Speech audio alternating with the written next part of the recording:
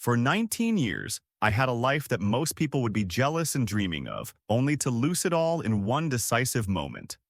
Being the only son of the Caldwell conglomerate, a corporate giant managing and carrying many enterprises in the e-commerce and retail industry, and as the sole heir to a fortune that could decide the fate of thousands with the flick of a finger, I never lacked anything in my life. But, despite having everything, I longed for something.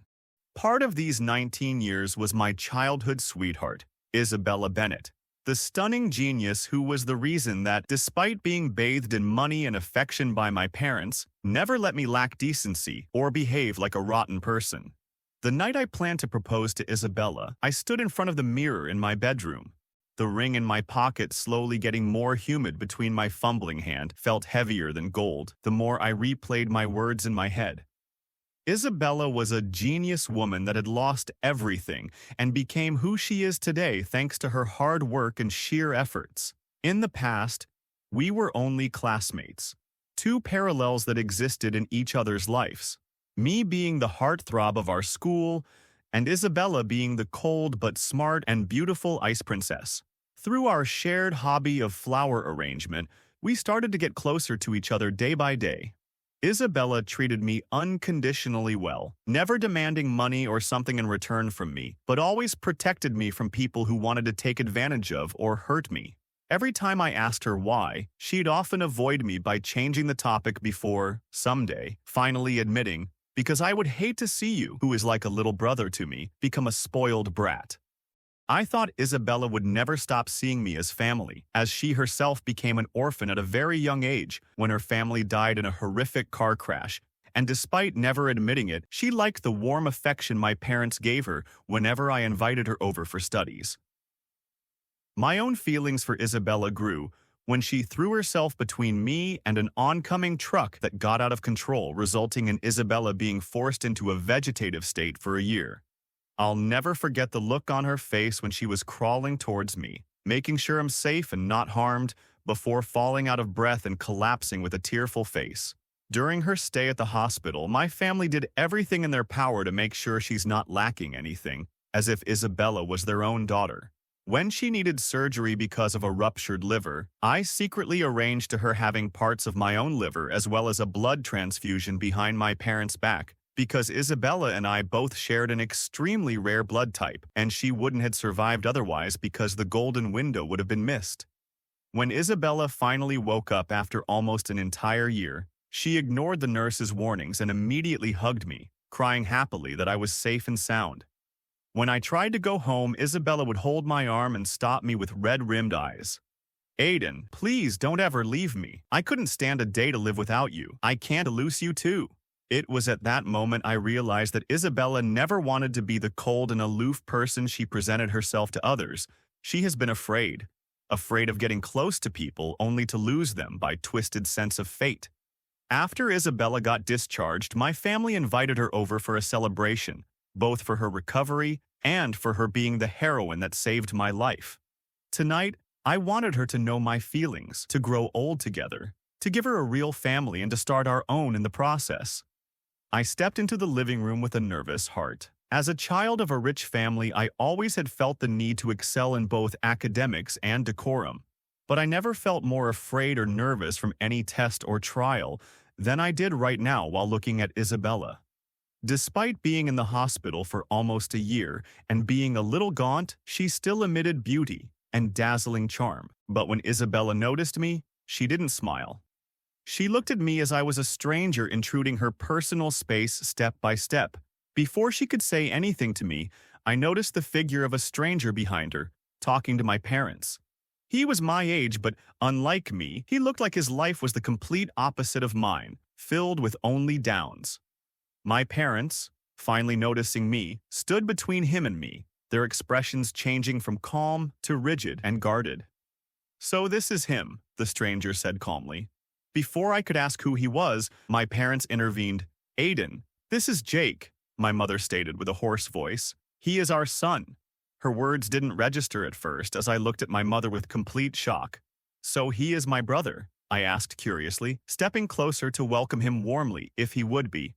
But my father immediately stopped me in my tracks with a long sigh. "Aiden, He is our son. You, on the other hand, are not.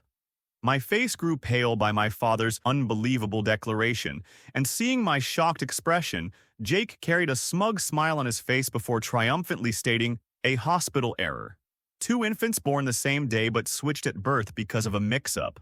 How could that be? Why would it have taken so long for anyone to notice something? How could my parents, who loved me dearly for my entire life, suddenly say I'm not their son?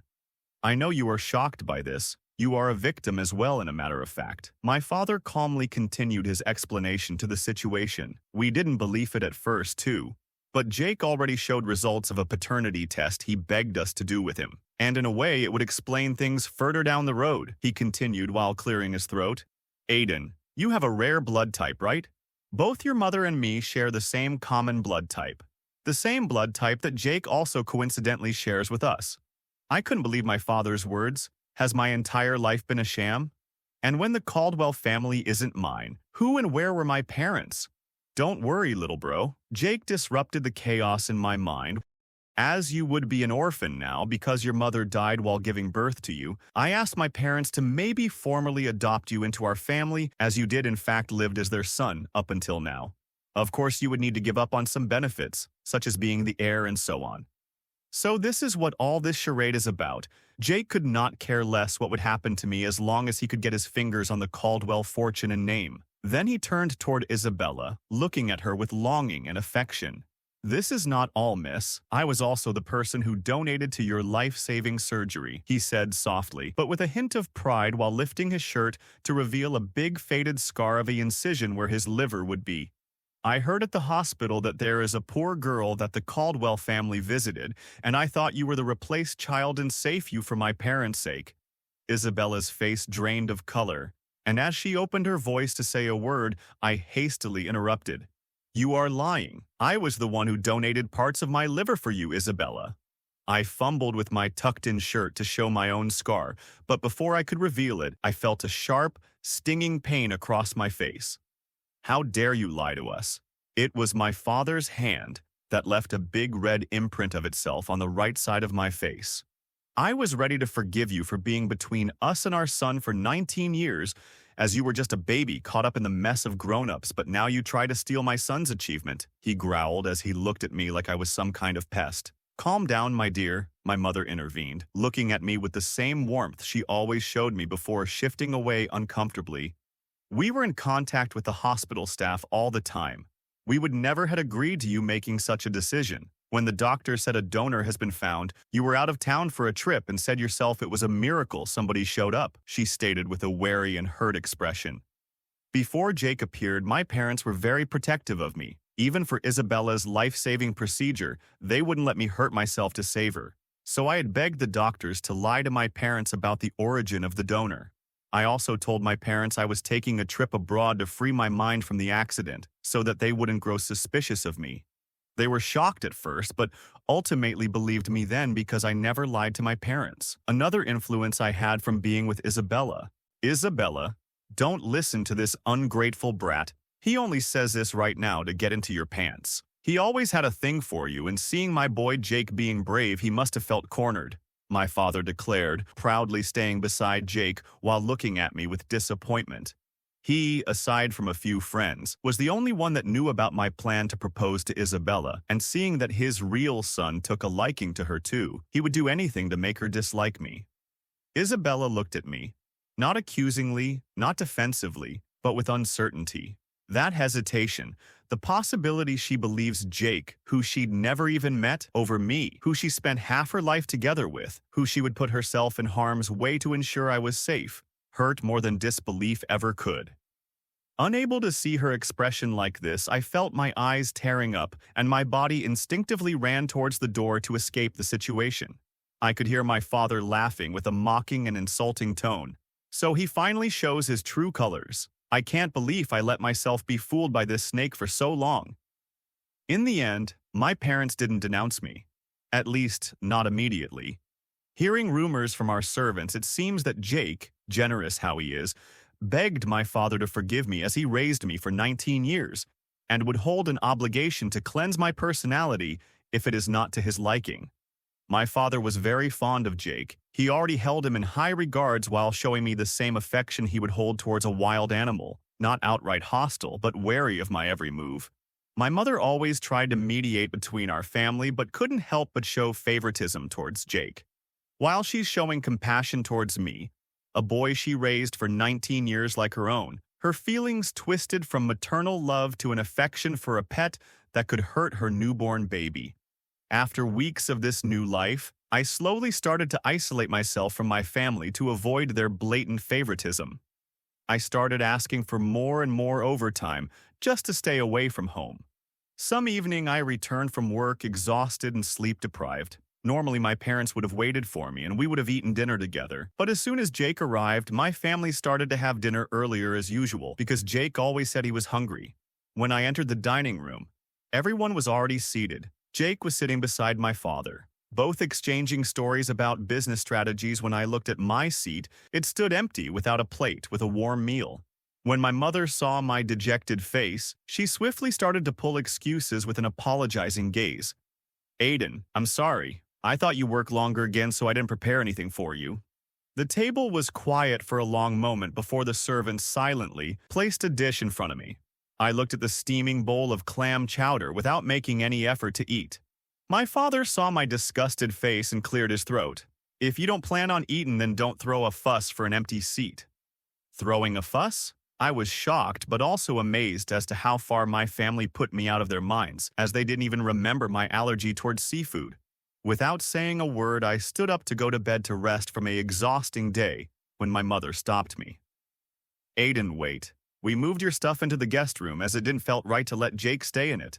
I forgot to mention it to you, but you don't have to worry. We told the staff to handle your belongings with utmost care," she told me, with a beaming face, like a child waiting to be praised for doing a good deed. I silently nodded and went ahead towards the guest room. Contradictory to my mother's words, my belongings were simply thrown inside and handled sloppily. Some of my flower arrangements I was still working on even got ruined, but for some reason my heart didn't hurt or felt anger. It just felt empty. I tried contacting Isabella, but my call didn't connect, ringing into emptiness. When I looked at our chat history, her last message was on the day Jake arrived. A simple, "Sorry, I need time for myself," followed after endless explanations and tries for contact from me. I replayed what happened that day and remembered what my father said. "Both your mother and me share the same common blood type, the same blood type that Jake also coincidentally shares with us." I was too caught up by the situation to notice it right away. But if Jake had the same common blood type like my parents, then he couldn't have been the donor, as their blood would have been a mismatch. Empowered by this information, I tried talking to my parents. While my father surely wouldn't pay attention, my mother at least had some affection left for me and would eventually listen. "Mom, you remember when Jake told us he donored for Isabella's liver surgery?" "Yes, of course, dear. He looked so happy to be able to tell Isabella." "Mom, listen. Isabella's and Jake's blood types are incompatible. Isabella's body would have rejected it." My mother looked at me with worry. "Aiden, dear, are you sure you don't just project your own beliefs on us right now? I know you like Isabella too, but this is no reason to say Jake is a liar." "But you think I am?" I asked with shock and extreme hurt in my voice as my eyes become red and teary. "Why don't we just ask him then? I'm sure this misunderstanding gets cleared." Hoping to mediate between her children, my mother drags me towards Jake. When we confronted him, my father didn't want to believe it. But then he remembered that Isabella indeed had a different blood type, how he spent days trying to find a suitable donor to save her, and how helpless and powerless he felt when she stood on death's door. "Jake, my boy, you didn't lie just to get a woman, did you?" My father turned to Jake, but instead of scolding, he sounded like a proud father reprimanding his son for being a heartthrob. No, Seeing Jake's sweat-filled face, I finally thought I proofed the lie that put a rift into me and my father. But Jake's next words put everyone in the room speechless. I didn't have the right blood type. But there was a person who also needed a donation and had a spouse that matched Isabella's blood type. I had no choice but to make a deal. In the end, everyone could have been saved, so I have done what needed to be done. His lie was full of holes. Why didn't he say so at first? Why didn't this person reach out to our family to propose that deal? But my parents, blinded by the heroic deed, couldn't see the missing key points. Instead, they both hugged him, apologizing profoundly for ever doubting him and looking at me with exasperated faces. Seriously, Aiden, why are you so petty and jealous? It's thanks to our Jake that you're even allowed to call yourself a Caldwell, my father said, disappointed. At least now you know the story, right, Isabella? My face grew pale. Behind my father emerged Isabella from the staircase without giving me the slightest glance. Mr. Caldwell, I admit I wasn't sure about Jake either. His story sounded weird at first, and later that night, I too noticed the detail Aiden here mentioned. But seeing Jake putting so much effort, I'm willing to give him a chance, as I won't stand here without him. With those words, my whole world shattered into a million pieces. I could see why my parents would believe Jake over everyone else, as they treated me the same when I was their only son. Now that I'm only a stranger that is up to consideration for an adoption into the family, my words became meaningless to them. But seeing Isabella, the woman who was praised for her intelligence, who knew and protected me for so many years and treated me like her own brother to not trust my reasoning and not see the holes in Jake's lies, made my heart sting. As Isabella returns to the staircase followed by a grinning Jake, realization finally dawned on me. The only rooms upstairs are my parents' rooms, my old room, which is now Jake's room, and premises like baths and toilets as well as a few hobby rooms. Isabella, who didn't talk to me since her discharge, must have spent her days with Jake all along. Unable to calm my frantic breathing and aching heart, my vision went black as I collapsed right then and there. When I woke up, I was inside an empty hospital room. When a nurse came to check on me, she looked at me with a scolding tone. Seriously, why did you overwork yourself so much? You need to take care of your own health. After she saw my vacant and empty eyes followed by a sincere nodding, she finally calmed down. I thought that at least one person cared about me. But then I overheard the same nurse who scolded me for my own good talking to her coworker. Oh my God, I'm so jealous of you. You are in charge of that handsome rich boy from the Caldwells, right? I heard he carried this other dude all the way here before he collapsed from exhaustion himself. I could only smile at the hypocrisy of her words. One moment she scolded me for exhaustion, and seeing the same situation on a different patient, she praises him. During my whole hospital stay, neither my parents nor Isabella visited me even once. Sometimes the nurse in charge would find me crying in the middle of the night, scoffing at how childish and miserable I am.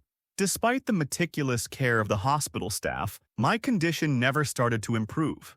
While Jake left the hospital on the same day he got admitted, my parents and Isabella went on a trip with him. Apparently, Jake and my father persuaded my mother and Isabella into going by saying I went for a trip myself when Isabella was about to die, and I would need to taste my own medicine. Before going on their trip, Jake told the doctors that there is nothing wrong with me. I bet he is just throwing a tantrum to get attention. He must fake it. My father, hearing this, instructed the medical staff to just make sure I'm alive, and following that, the extensive care grew less and less frequent. On times I felt better, both Jake as well as my mother would send me pictures of their vacation. While my mother wrote that she wished I would have been able to join them and making empty promises to take me when I'm discharged, Jake grew more and more bold, sending pictures of him and Isabella together before taunting me with the texts and ultimately deleting everything to make sure I don't have proof. The only thing that kept me motivated was a SNS account named Mayo Sotis, who I had contact with a few days after Jake appeared. When it first wrote me, it said, "I'm sorry, I saw your post about your flower arrangements and I find them really beautiful. I don't have much time anymore, but your post gave me courage. I noticed you stopped posting about your flower arrangements, thought you might need someone to talk to." At that time, having someone to talk about my worries and sorrow made every day manageable, so I told it everything from meeting Isabella to my bedridden state. When I asked the account why it used Forget-Me-Not as their name and profile picture out of curiosity, it only said that any girl would want to be remembered even if their time is up. Feeling that she didn't like talking about the topic, we never brought it up again. When I fell into a deep sleep someday, I had a dream about Isabella. How she threw herself in front of that truck and how she begged me to never leave her, that she wouldn't know what to do without me in her life. But before I could embrace her, the scene switched. I could see Isabella and Jake in my bedroom, making out and loose themselves in their embrace. The next scene was them getting married. Suddenly, I saw the scene with the truck again, but this time Jake was with us. Instead of protecting me, Isabella shoved me towards the truck and pulled Jake into safety alongside her. As his bled out in a mangled mess formed the full impact, I could only see how they both kissed, not even giving me the time of day. When the darkness engulfed me, I only felt coldness. I felt miserable and lonely. This is for the better. They don't need me. Suddenly I felt a warmth spreading across my body. It was a pleasant and soothing feeling that engulfed me deep into my heart, and then the picture of a forget-me-not appeared before me for a brief second. When I woke up, the soft light of the full moon illuminated my cold and empty hospital room. Unable to forget the warm feeling that still lingered in my heart, overshadowing the pain and coldness from the past weeks, I wasn't able to sleep again. When I opened my phone to write a message to Myosotis, it blew up with messages from Jake, flaunting the happiness he shared both with my parents as well as intimate photos where Isabella slept in his arms. Unlike before, the moment I saw Isabella, my body vomited in disgust. I truly felt pathetic, having wasted my own health and most of my youth on such an easy woman. I removed the cables and intravenous drip from my body and sneaked outside my hospital room.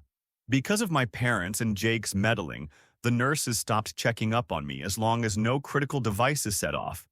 And so, nobody noticed me missing as I slipped past the security and strolled into the night. When my parents returned from their trip, they immediately got many missed calls from the hospital blowing up their phones. Feeling some kind of horrific premonition, my father wanted to call them back. But then he felt a warm hand patting his shoulder. "Is that the hospital? I bet Aiden just threw another tantrum because we went without him."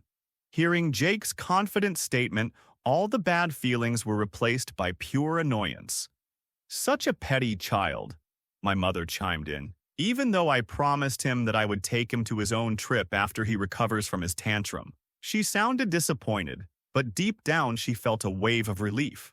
There wouldn't be something serious going on with me, and I'm just begging her for attention. Although she loved having her real son by her side, she still can't forget the 19 years of raising. Witnessing my tantrums made her feel that I still saw her as my mother, and she loved seeing me work for her affection. My mother knew that it was twisted and even wrong, but she couldn't stop herself. When my father called the hospital to instruct them on going even harsher on me, since I'm so full of energy to throw tantrums, his face fell pale.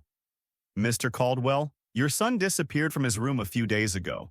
He didn't sign any discharge papers, so we ask you to sign them in his place, as otherwise the bed cannot be reassigned to a new patient, and his bill for the treatment would grow as well, as although not physically being here, he still is admitted to this hospital." The woman told him nonchalantly, as if my disappearance wasn't a big deal. After all, it was my parents saying that, as long as I'm alive, they didn't care what happened, and since the hospital is funded by the Caldwell family, they didn't dare crossing those exact words. My father, on the other hand, was completely shocked. He saw the state I was in, and he knew how much I overworked myself. He only said those things because I kept being petty and denying Jake his happiness. He never wanted me to suffer. "What do you mean Aiden went missing? Did you report his disappearance to the police?" Unable to maintain a quiet and composed voice, my father shouted into his phone, startling the woman on the receiving end as well as my mother and Isabella, who stood near. "What? Aiden is gone?" my mother asked, her voice filled with worry but tainted by a hint of joy and amusement. Isabella ignored the commotion with no care in the world, only staring at her phone. When Jake looked at her phone, she frowned in annoyance, but missing her reaction, his face lit up. "Didn't we take this picture only recently? You already set it up as your background. Isabella, you're so sweet." When my parents stormed the hospital to see if it all was just a joke, they were only greeted by a bill to be paid and discharge papers to be signed. "Ah, Mr. Caldwell, how is Aiden? Did he have any problems or was his recovery flawless? I was worried because he missed his follow checkups after the surgery, but then I heard he was admitted not a while ago." "Surgery? Didn't Aiden only overwork himself? Why would he need surgery all of a sudden?" Seeing the confusion on my father's face, the doctor immediately felt that something was wrong. "Mr. Caldwell, your son did tell you that he was volunteering for parts of his liver to be donated to a patient who would have died otherwise, didn't he?" My parents both looked at their faces in confusion before cold sweat started dripping down their backs. A liver donation? Have I not claimed to have saved Isabella's life before my father shut me down, insulting me as a liar?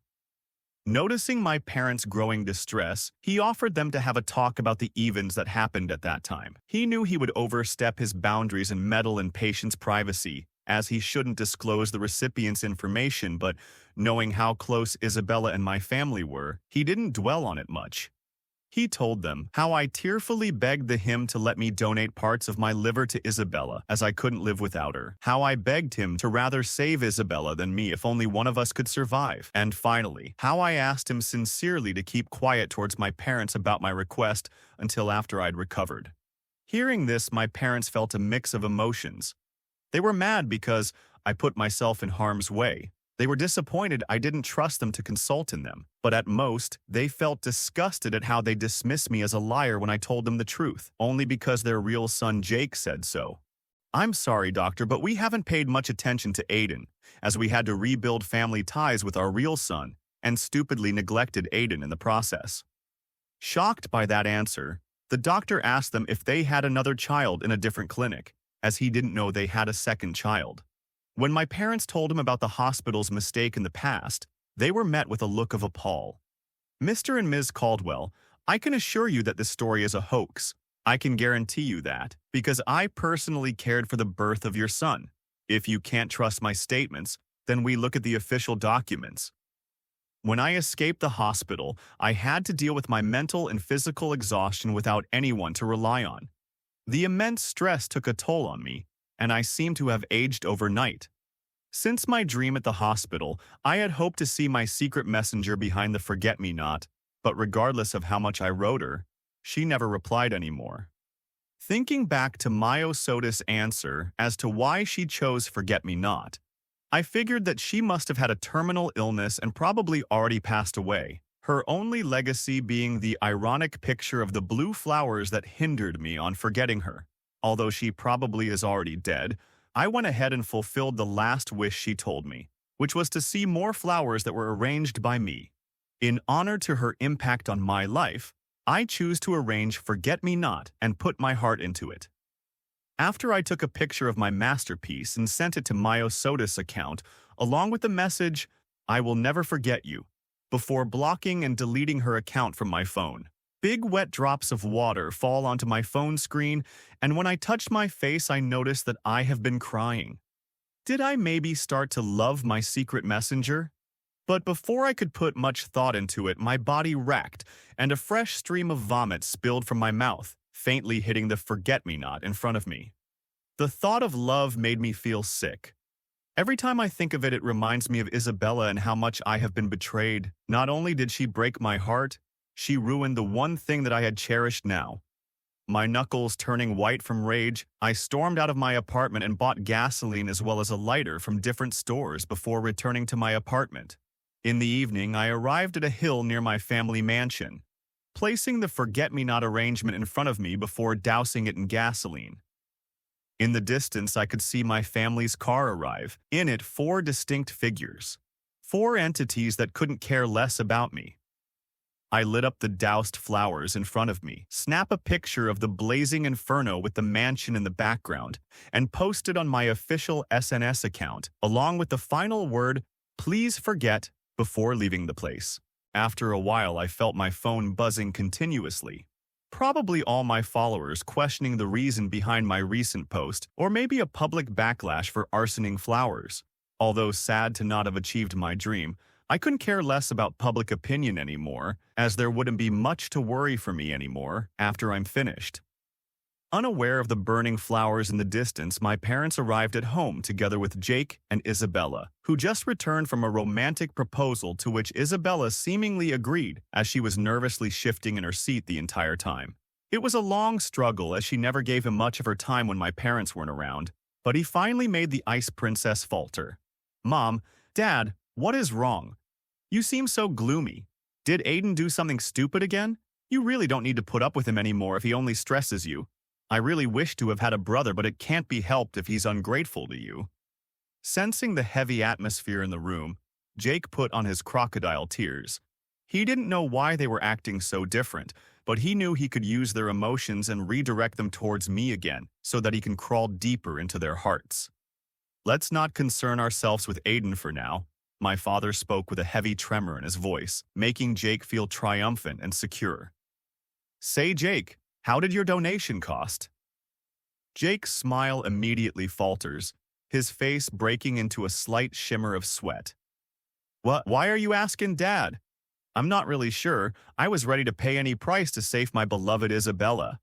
He stammers out with a shred of confidence, looking at Isabella with puppy eyes.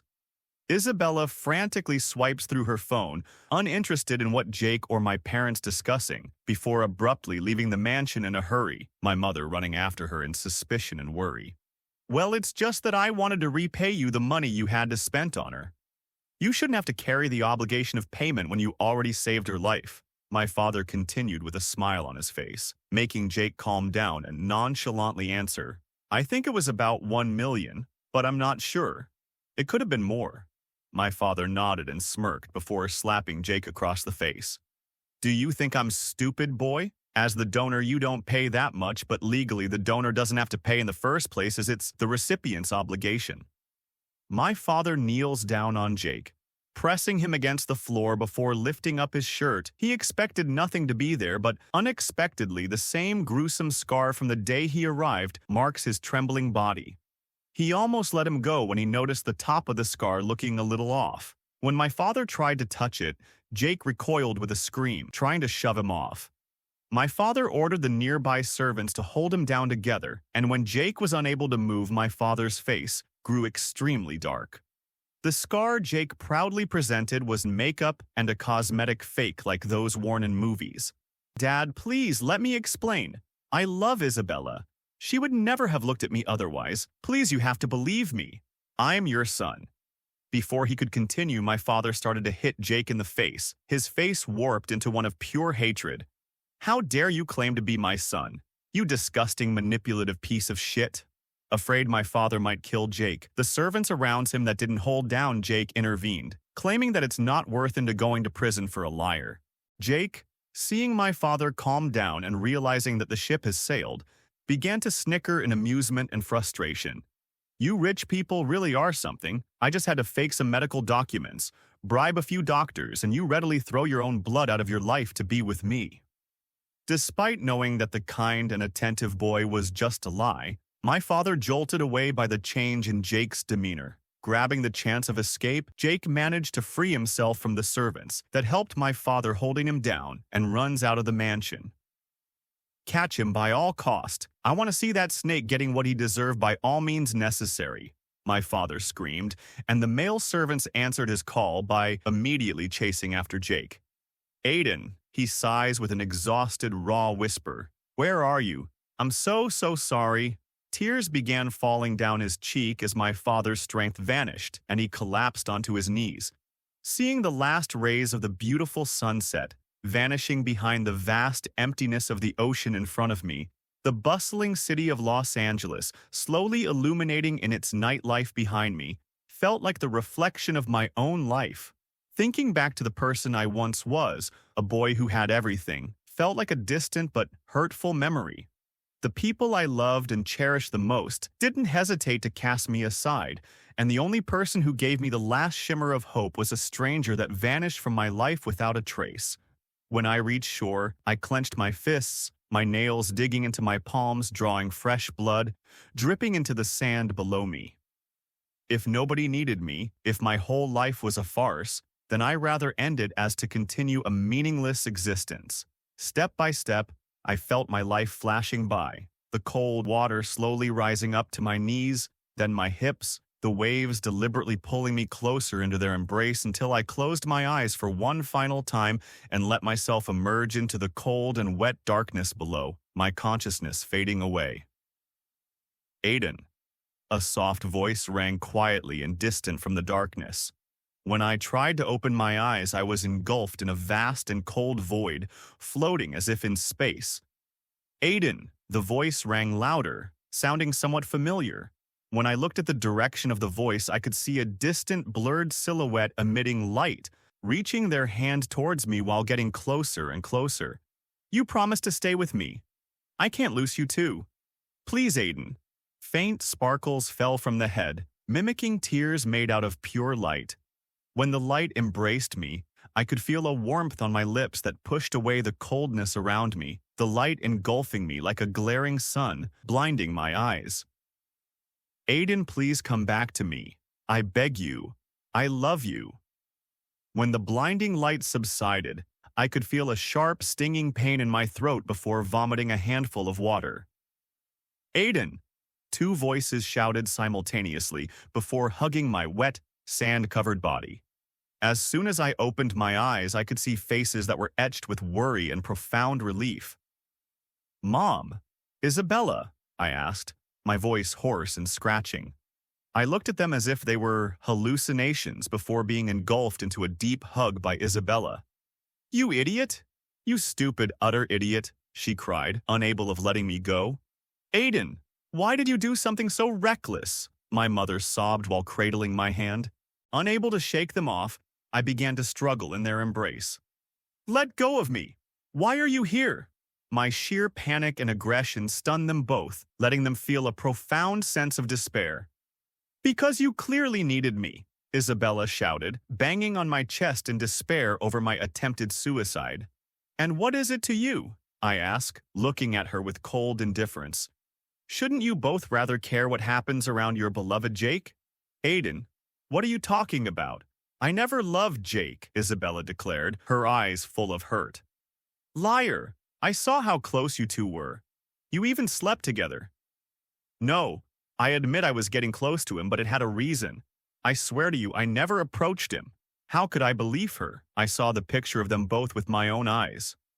Aiden, Isabella is telling the truth. Although we would have intervened, Isabella insisted on sleeping in different rooms from Jake. My mother chimed in. Regardless, I choked, how did you find me? I know you, Aiden.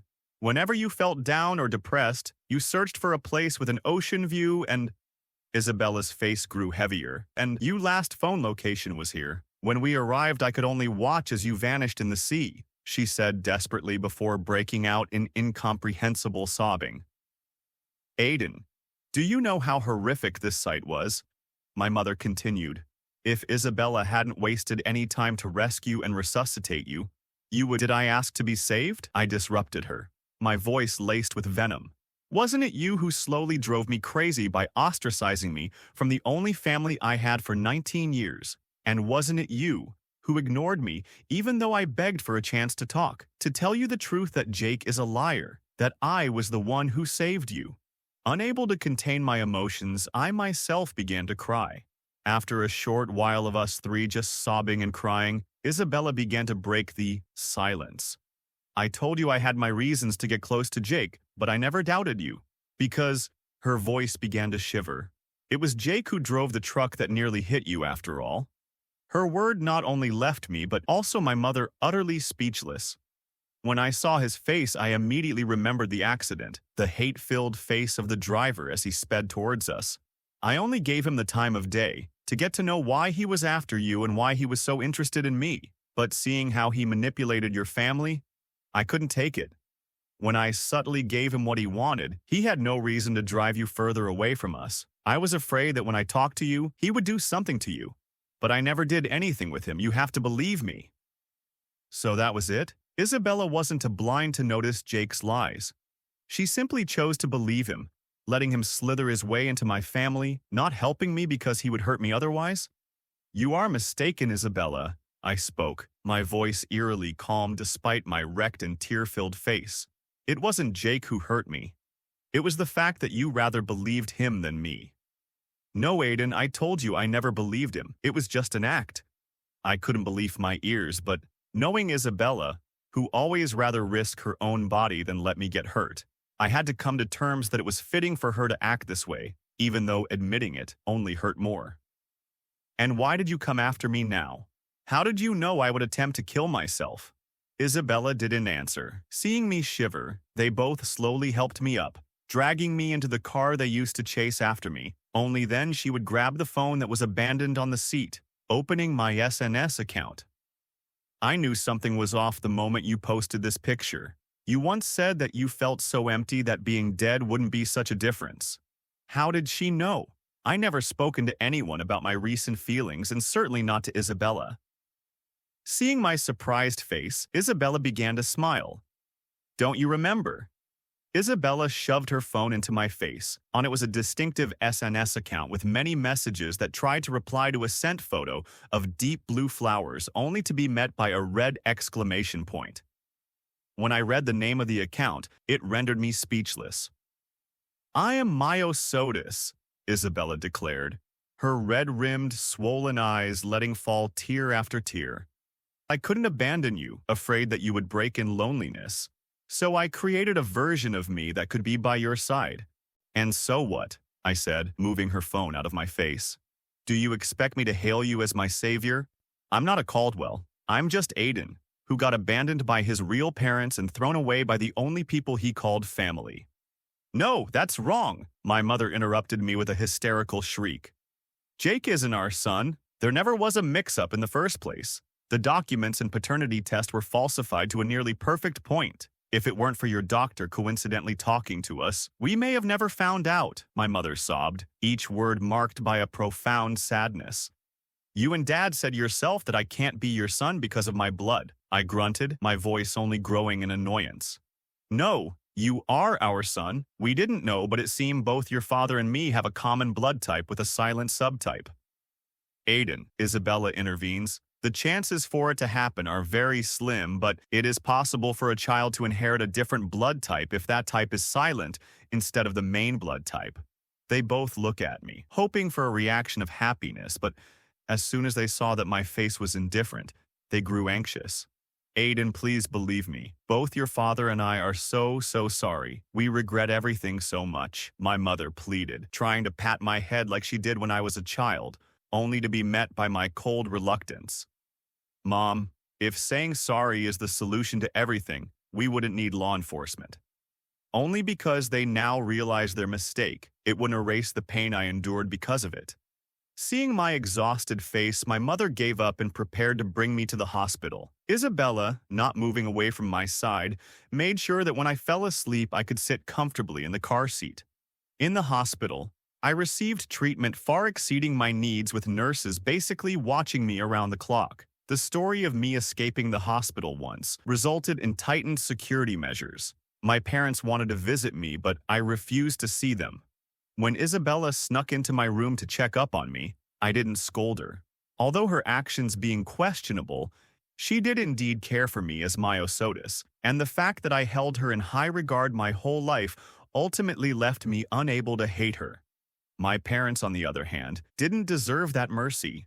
They readily threw me away, and now that the truth came to light, they conveniently want me back. As my phone got trashed when I walked into the sea, Isabella would keep me up to date on what's happening outside the hospital. I later found out that my father captured Jake and introduced him to a much darker side of Los Angeles, and as to why a person shouldn't mess with rich people that could sweep any crime swiftly under the rug. Because of the neglect and abuse from my parents, I was able to sign a document of parent-child severance, cutting all ties to the Caldwell name thanks to Isabella's reluctant help. When I got discharged from the hospital, Isabella confessed her long-standing feelings towards me, but didn't push me for an answer. She still knew me better than anyone, that despite forgiving her, I couldn't immediately return to our old relationship, and certainly not anything above.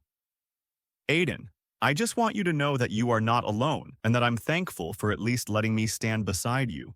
If you ever feel ready to reciprocate those feelings, please be aware I'm always here. Epilogue, Isabella.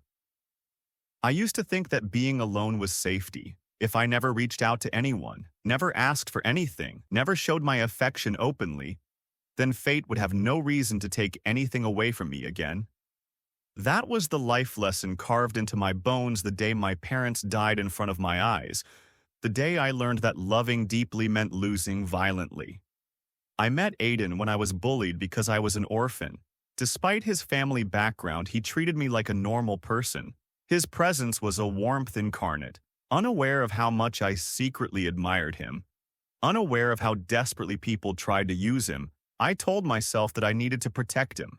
I would learn about his interests and slowly create chance encounters to get his attention. When I managed to bond with him over his hobby of flower arrangement, it made me realize the beauty in life and how wrong my principles have been. I noticed my growing attachment towards Aiden by how far I went to protect him and to stay by his side. I would use underhanded tricks to reveal the true reason people got close to him and would retaliate if they wanted to use him for his money or status. To prevent interventions of his parents in our relationship, I went above and beyond in my studies, climbing the ladder to become an exceptional student. When Aiden asked me why I would support him so much, I couldn't be honest with him. I'd often retaliate by changing the topic out of embarrassment before finally giving him a white lie, saying I saw him as a younger brother. It was risky but easier that way because I truly loved him and dreamed of being a family. When the truck accident came, I didn't think. When it comes to him, I never did. But at that moment, seeing the truck coming straight at us, I knew I had to intervene or else I might lose him. I shoved Aiden out of harm's way but got grazed by the truck, the impact slamming me against the asphalt. Despite the pain and ringing noise in my head, I had only worry for Aiden. Was he injured? Was he safe? When I reached his body, he was shivering, looking at me in terror, but seeing that he was all right, I felt immense relief. Before losing consciousness, I made sure to etch the face of the driver deep into my memory. When I'm awake, I have to make him pay because after seeing his hate-filled face, I knew with terrifying certainty that wasn't an accident. It was attempted murder. Unfortunately, my body suffered more damage than I anticipated, leaving me unable to speak or move. Fortunately, I was able to perceive my surroundings and I looked forward to Aiden's visits. But I underestimated the effect my injured body would have on Aiden. The more he cried over me, the more he apologized, the more I begged some higher entity to let me wake up and hold him, to tell him I'm okay. When I heard him about to die, I begged for a donor, and when a donor had suddenly appeared just in time, I already knew. It was him. Why did he think I pushed him out of harm's way? Certainly not for him potentially throwing away his life for a nobody like me. He's such an idiot. When I finally woke and saw him, my only instinct was to hug him. Feeling his warmth, thinking back of how close I was of losing him, I broke down. I begged him not to leave me. But knowing that the man who tried to hurt him was still alive and free, fear followed close behind. When the Caldwells invited me to a party, I was overjoyed. But when they introduced me their son, I froze in place. I recognized Jake the moment he stood in front of me. Not just his face, but the way he looked at me made me shiver. I knew then and there that if I told the truth, if I sided with Aiden openly, Jake would continue what he started. He had already come close once. So I lied. I played the role of a girl smitten by a hero. That saved her life. I let him close to me, but whenever he tried anything funny, I would stop him, making him believe I'm just shy, only to keep him away from Aiden. When I saw Aiden's hurt in his eyes, how his supposed family treated him, I felt hate. Hate towards myself for hurting Aiden, and even more hate for his parents letting themselves be deceived. Out of desperation of losing Aiden, I created the account Myosotis. I hoped maybe Aiden would know it's me. Forget-me-nots were my favorites after all. They stood for loyalty and eternal love. I shut Aiden out of my life as Isabella, while keeping him emotionally stable as Myosotis, until Jake grew suspicious of my affection. He would watch me closely, leaving me unable to act as Myosotis. When I heard Aiden fled the hospital, I was worried, but when he sent Myosotis a picture of forget-me-nots, it put me at rest. When I saw the picture of the burning forget-me-nots, the words, "Please forget," my world collapsed. I called him, again and again. The buzzing he ignored wasn't strangers or critics, it was me, breaking apart on the other end of the line. When Mrs. Caldwell followed me, she asked me if I knew where Aiden is. Seeing my distrust, she told me that Jake is a liar. When I used a tracking app I installed on Aiden's phone during our school days, I saw him near the beach, a dark premonition flashing before my eyes. We found him just in time. He didn't believe me at first, even when I told him everything. About Jake, about the truck, about the lie I wore like armor. He looked at me with eyes too tired to hope. It seemed that Jake occasionally sneaked into my room to take candid pictures to torture Aiden. Despite my efforts to rekindle our relationship, he still left overseas. Not because he hated or despised me, but because trusting me again hurt him too much. Years passed, and the shocking news of the tragic death of the Caldwell family left me utterly speechless. It seems Jake, in a desperate attempt to end his torture, escaped his underground prison and murdered the Caldwells before ending himself. I later found out that Jake lost his parents in the same accident that killed mine, and that he, bound by a sense of fate, wanted me to be his woman, and that Aiden, who I seemed so close to, was just an obstacle in his way. During the burial of Aiden's parents, my heart stood still. There he was, his appearance more pristine and handsome than the day he left, kneeling before his parents' grave, placing a handmade flower arrangement of a mix of forget-me-not and white tulips on their tombstone. Fate truly is twisted. The Caldwells never entered his life again, and when he was ready to forgive them, they weren't alive. When I approached Aiden, he looked at me, his saddened, grief-stricken eyes starting to shine with a glimmer of hope and fulfillment before he came towards me. I wanted to embrace him, but remembering the pain and torture I put him through all those years ago, I hesitated. "I'm glad you're safe." A deep, relieved sigh, accompanied by an even deeper hug, embraced my body before placing a small circular object in my hands.